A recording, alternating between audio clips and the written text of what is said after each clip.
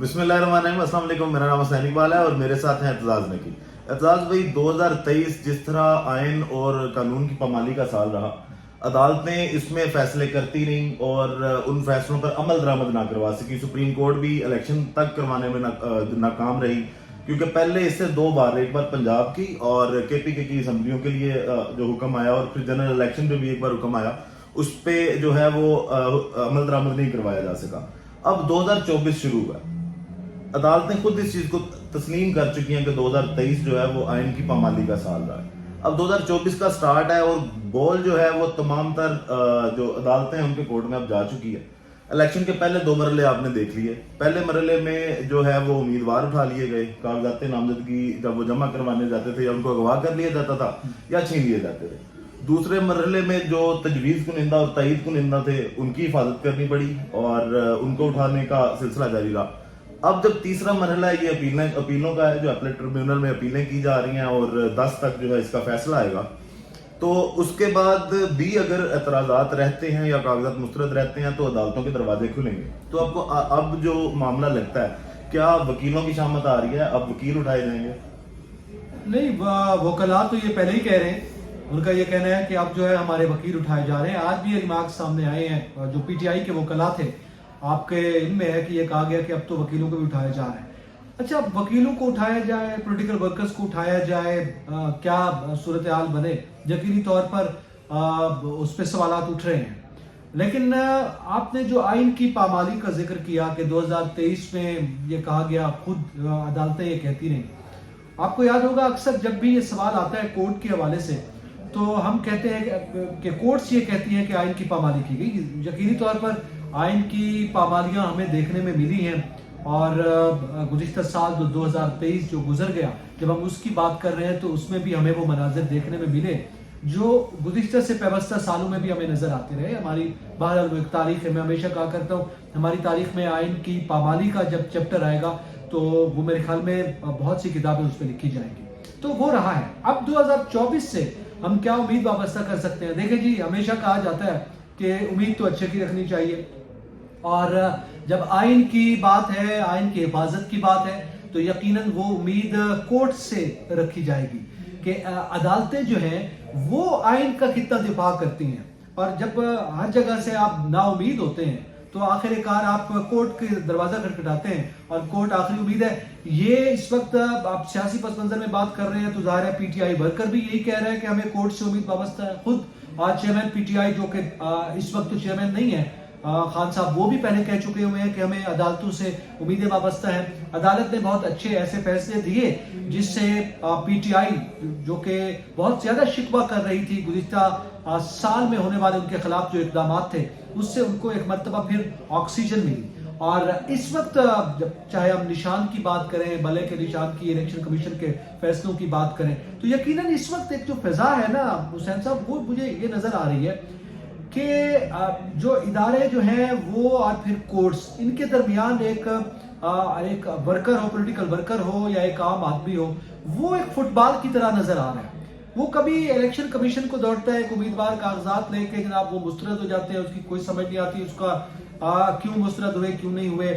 اس کے بعد وہ کورٹ کی جانب رجوع کرتا ہے. کورٹ میں اگر کوئی چیز بحال ہو جاتی ہے تو پھر کورٹ میں الیکشن کمیشن رجوع کرتا ہے. تو اس وقت جو ہے وہ کہتے ہیں نا ملا کی دوڑ مسجد تک، تو وہ گھر سے مسجد تک کا جو معاملہ ہے وہی الیکشن کمیشن سے کورٹ تک کا معاملہ چل رہا ہے. لیکن اعتزاز صاحب دیکھیں نا، سپریم کورٹ نے اور عدالتوں نے اپنے کندھے پہ ایک بڑی ذمہ داری اٹھائی ہے. اب الیکشن کی ذمہ داری بھی فائز عیسیٰ صاحب نے خود اٹھائی ہے جی. اور جو آر اوز اور ڈی آر اوز کی تعیناتی، جس پہ بڑے وہ برہم بھی ہوئے تحریک انصاف کے بارے میں کہ جناب یہ کہیں انتخابی عمل کو ڈیریل کرنا چاہ رہے ہیں یا جمہوریت کو یا آئین کو ڈیریل کیا جا رہا ہے. تو اب کیا، جب جس طرح کل دیکھیں، اب سپریم کورٹ میں ایک تو جو پاکستان تحریک انصاف نے توہین عدالت کی جو درخواست جمع کروائی ہے اس کی بھی کل سماعت ہے، اور اس پہ 3 رکنی بینچ جو ہے وہ بنا دیا گیا ہے. اس کے علاوہ جو لیول پلینگ فیلڈ والی یہ درخواست تھی اور جو تا حیات نااہلی والا کیس ہے اس کی بھی کل سماعت ہے. اور پشاور ہائی کورٹ میں بھی وہ جو ان کا ہی فیصلہ ہے اس کے خلاف جو الیکشن کمیشن نے انٹرا کورٹ اپیل کی ہے بلے کے نشان والی، اس کی بھی سماعت ہے.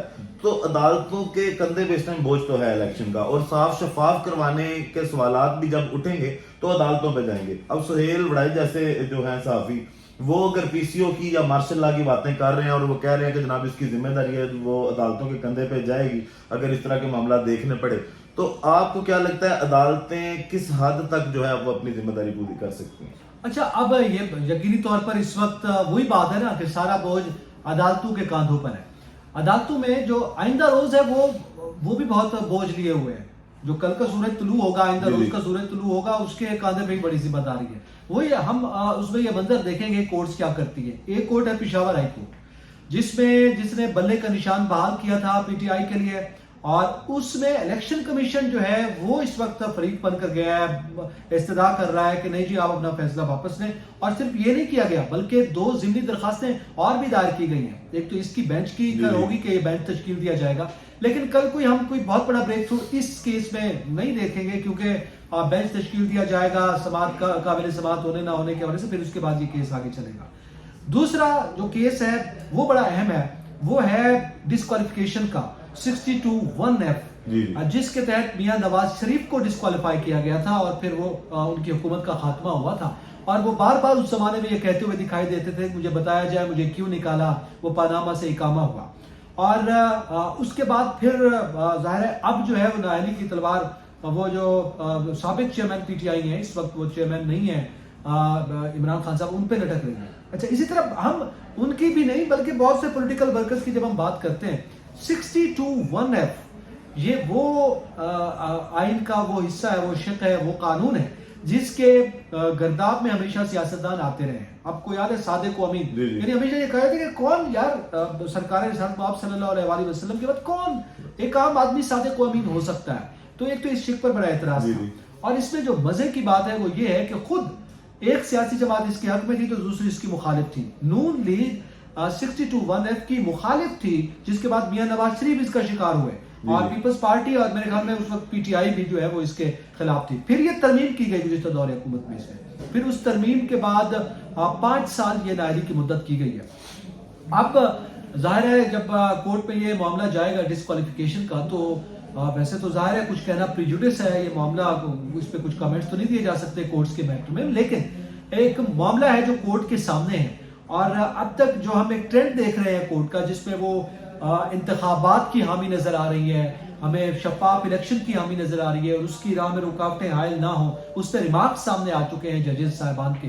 تو اس پہ وہیں پہ ظاہر جمہوریت کے لیے، انتخابات کے لیے پولیٹیکل پارٹیز اور پولیٹیکل ورکرز جو ہیں یا پولیٹیکل پرسنالٹیز جو ہیں، ان کے حوالے سے اگر کچھ ڈکٹیٹوریل ایرا میں کچھ ایسے قوانین بنائے گئے تھے کہ ان کو کس طرح سے پھندا لگانا ہے، تو اس کے میرا خیال ہے کہ شاید یہ فیصلہ پولیٹیکل ورکرز کے حق میں آ سکتا ہے. اس پہ کچھ گنجائش جو ہے وہ پولیٹیکل ورکرز کو مل سکتی ہے. لیکن ارتضیٰ صاحب ابھی اگر آپ دیکھیں تو جو آر اوز اور ڈی آر اوز کی بات تھی، پاکستان تحریک انصاف کا بظاہر ایک بڑا جائز اعتراض تھا اور اب اس کا عملی مظاہرہ کیا بھی گیا. اب فافن کا ایک نمائندہ آتا ہے گجرانوالہ میں اور وہ کوریج کرنا چاہتا ہے وہ جو تمام تر کاغذات نامزدگی کی جانچ پڑتال ہے، تو اس کو پولیس کے تھرو جو وہاں کے ریٹرننگ افسر صاحب تھے انہوں نے گجرانوالہ سے باہر نکلوا دیا. اس طرح کے معاملات کی کوریج تک نہیں کرنے دی جا رہی.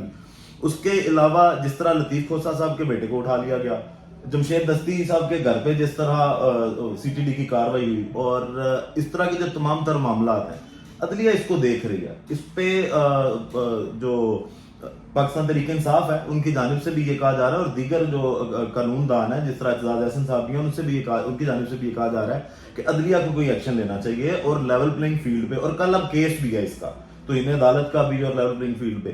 آپ کو لگتا ہے کہ ابھی بھی فائز عیسیٰ صاحب کے پاس اپنے فیصلے کو تبدیل کرنے کا وقت ہے کہ وہ کچھ کوشش کریں یا کوئی ایسا اقدام اٹھائیں، کوئی سو موٹو لیں کہ جو ملک میں اس ٹائم الیکشن سے پہلے تمام تر معاملات چل رہے ہیں اس کو بہتر بنایا جائے تاکہ الیکشن کی شفافیت پہ جو ہے وہ کی بات نہ ہے؟ اگر دیکھیں میرا نہیں خیال کہ سپریم کورٹ جو ہے وہ جو ریسنٹ فیصلہ دے چکی ہے جیسے فائز عیسیٰ کی کورٹ، وہ اس کو کوئی ریویو کرے یا اس کو دیکھے گی یا اس جانب جائے گی. لیکن شفاف انتخابات کے حوالے سے اگر کوئی رکاوٹ آ رہی ہے تو میرا خیال ہے کہ کورٹ سے ہم اچھی امید رکھ سکتے ہیں. اچھا، اب یہ جو بلے کا نشان لے لیا گیا یا وکلاء کو اٹھایا جا رہا ہے یا پولیٹیکل ورکرز کو اٹھایا جا رہا ہے، اس میں یقیناً بہت سے ہماری کورٹس میں یہ ریمارک سامنے آتے رہے اسی نوعیت کے مختلف کیسز میں، لیول پلینگ فیلڈ کیس ہے یا اس سے باقی جو گزشتہ کیسز سامنے آتے رہے ہیں، اس میں یہ ریمارک سامنے آئے کہ جناب آپ یہ کس طرح کا آپ کہتے ہیں کہ لیول پلینگ فیلڈ ہے کہ ایک سیاسی جماعت کے کارکنان کو اس کے کاغذات نامزدگی جمع کروانے والوں کو یا اس سے ایفیلیٹڈ پرسنالٹیز کو آپ اٹھا کے جیل میں جا رہے ہیں، یا پھر آپ کاغذات نامزدگی مسترد کر رہے ہیں. اس الیکشن کی شفافیت پر سوال تو پہلے اٹھ گیا. جی. اچھا، اب کورٹس جا رہے ہیں ٹیکنیکلی اس کو دیکھیں گے کہ یہ جو میٹرز جو ریزن جو وجوہات بنائی گئی ہیں الیکشن کمیشن کی جانب سے یقینی طور پر اس کو دیکھا جائے گا.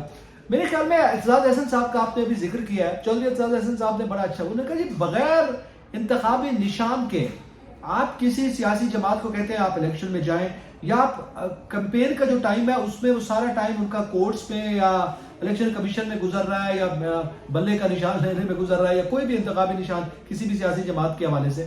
تو انہوں نے بڑی اچھی بات کی، انہوں نے کہا کہ جناب آپ کی ایک بڑی آبادی ہے جو الٹریٹ ہے، ناخواندہ ہے، اور وہ نشان دیکھ کر ووٹ کا ٹھپا لگاتے ہیں. اگر آپ نشان ہی نہیں الاٹ کر رہے یا نشان آپ واپس لے رہے ہیں کسی بھی وجہ سے، تو پھر اس کا مطلب ہے کہ یہاں پہ یہ سوالیہ نشان ہے کہ آپ کس طرح سے تمام سیاسی جماعتوں کے بارے میں یہ کہتے ہیں کہ لیول پلینگ فیلڈ ہے، آپ ان کو میدان میں اتار رہے ہیں، سب کے لیے جناب نشانات موجود ہیں، وہ ان کا ووٹر ہے. صاحب دیکھیں نا، جو بریسٹر گوہر صاحب ہیں جو بھی چیئرمین تحریک انصاف ہیں، اور ان کی جانب سے آج بھی یہ کہا گیا، انہوں نے کہا ہم نے صرف الیکشن لڑنا ہے، آپ ہمیں کوئی بھی نشان دے دیں، ٹھیک ہے، بلہ نہیں بھی ہوتا تو ہم الیکشن لڑیں گے. تحریک انصاف تو ڈٹی ہوئی، وہ تو روز بریسٹر گوہر صاحب کا تیسری بار یہ بیان آیا کہ ہم میدان تو خالی نہیں چھوڑ رہے، شاید کوشش یہی کی جا رہی ہے کہ میدان خالی چھوڑا جائے. اب پاکستان تحریک انصاف نے آج اب کہا ہے کہ ہمارے پاس پلان اے بھی ہے، بی بھی ہے، سی بھی ہے، تینوں پہ جائیں گے. تو اس پہ تھوڑی سی روشنی ڈالیں گے. پاکستان تحریک انصاف نے، کیونکہ ان کو شاید یہی لگتا تھا کہ اس طرح کا ہجان پیدا کر دیا جائے گا کہ یا ووٹر متنفر ہو جائے اور ووٹ نہ دے، یا تحریک انصاف خود بیک آؤٹ کر دے گی کہ جناب ہم بائک آؤٹ کر دیتے ہیں الیکشن کا اور الیکشن کروا دیے جائیں گے، اور جو لاڈلے کو انہوں نے سپر لاڈلا پرو میکس جو ہیں ان کو انہوں نے جو اقتدار دینا وہ آسان ہو جائے گا. تحریک انصاف کے اس فیصلے کو کیسے دیکھتے ہیں آپ؟ میرے خیال میں بڑا اچھا فیصلہ ان کا، ان کی جماعت کے حوالے سے.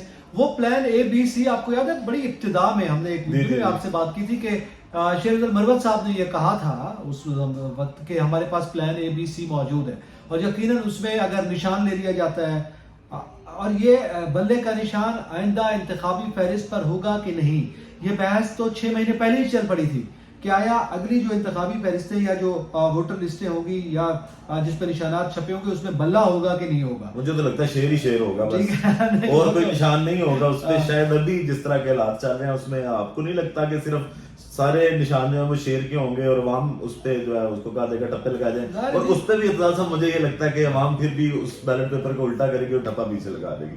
اچھا، بغیر کسی نشان کے، بغیر کسی. لیکن یہ بڑا اچھا فیصلہ میرے خیال میں. پی ٹی آئی جو ہے وہ کہہ رہی ہے کہ اگر بغیر انتخابی نشان کے بھی لڑنا پڑا میدان میں اتریں گے.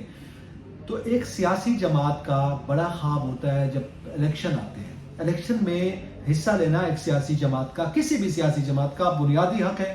اور وہ اگر یہ بات کرے اور انتخابی نشان چھین جاتا ہے، ہم کہتے ہیں کہ جی الیکشن کمیشن کی ریزنز جینوئن ہے، جی سپوز کر لیتے ہیں، اس کے باوجود بھی الیکشن کا بائیکاٹ کرنے کا فیصلہ ظاہر ہے وہ غیر سیاسی فیصلہ ہے. اور یہ ان کا بڑا میرے خیال میں دانش مندی کی بنیاد پر یہ فیصلہ کیا گیا ہے کہ ہم اپنے پلان کے مطابق آگے بڑھیں گے. اور یہ میرے خیال میں پہلے سے طے ہے کہ اگر یہ چیزیں ہوتی ہیں تو ہم یوں چلیں گے، لیکن بہرحال ہم نے ہر صورت انتخابات میں اترنا ہے. اور اس کی وجہ یہ کہ اگر الیکشن بائیکاٹ کا پی ٹی آئی کہہ نہیں سکتی. پی ٹی آئی کا نیریٹو ہی یہ ہے کہ انتخابات جب سے وہ اقتدار سے الگ ہوئے تب سے خان صاحب کہہ رہے ہیں دوبارہ انتخابات کا.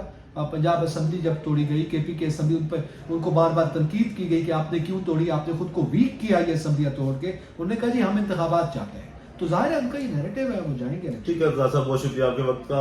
ویڈیو کا اختتام کرتے ہیں اس دعا کے ساتھ کہ اللہ تعالیٰ پاکستان پر اپنی رحمت نازل کرے. پاکستان زندہ باد.